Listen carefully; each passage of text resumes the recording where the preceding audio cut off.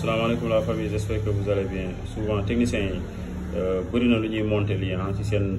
tableau électrique yi mais il faut retenir que moom du stabilisateur en fait protecteur la rek quoi maanaam dalay prévenir tension bi su yéegee su defee surtension moom dina ko afficher fii su defee aussi baisse de tension chute de tension dina ko afficher fii mais aussi l'avantage moom mooy day prévenir am na pouvoir aussi couper quelques millisecondes léegi même secondes yi maanaam dafa am relais bi yow yaay mesurer yow yaa koy bind fii yaa koy régler nombre de secondes qu'il faut nombre de millisecondes qu'il faut pour mu tëb ok donc fii pour nga ajuster léegi dafa am high ak low maanaam tension bi fii nii bi moom mooy comme fii mën nga ko ajuster en fait parce que am na appareil yoo xamante ne au delà de 250 volts mën na leen lax comme yi ay écran plat yu sensible yooyu noonu donc écran plat yenn écran plat yi maximum 240 volts la donc fii kon ce qui veut dire que mën nga ko régler wàccee ko quoi yaay xool nag mais ba 260 aussi c'est RAS ci yenn appareils yi en fait mais bon mën nañ ko def 250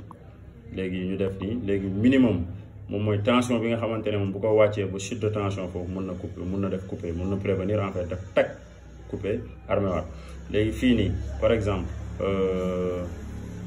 200 volts dina am appareil yu muy taal quand même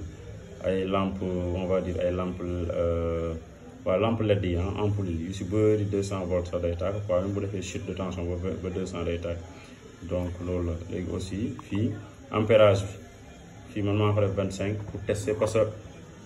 il faut retenir que section de câble bi ci kaw mooy définir yow nan ngay régler sa kii bii mën na dem ba 60 ampères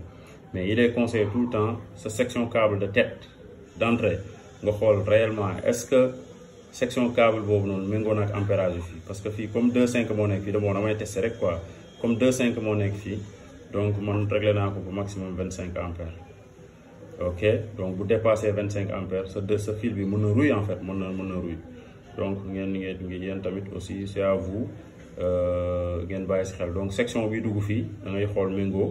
nga régler fii lu moins que ça quoi pour mu bañ a tàngal laq fil bi donc yooyu yëpp c'est à régler donc appareil yu pratique la et puis l'avantage moom mooy bien sûr que du stabilisateur mais quand même dina wax waa kër gi dina leen won à temps réel tension fu mu toll loolu tamit c'est avantageux donc waaye léegi fii bu fekkee ñoom dañuy xëcc ampérage fii da nga koy gis fii da ngay gis day def fii ampérage bi day nekk fii quoi chiffre yi donc c'est pratique aussi bon ñun dañ koy am nañ ko un peu partout au Sénégal ku ko soxla rek mën na woote 77 158 68 69 am na aussi commercial yu bëri yu nekk Dakar yu ko am aussi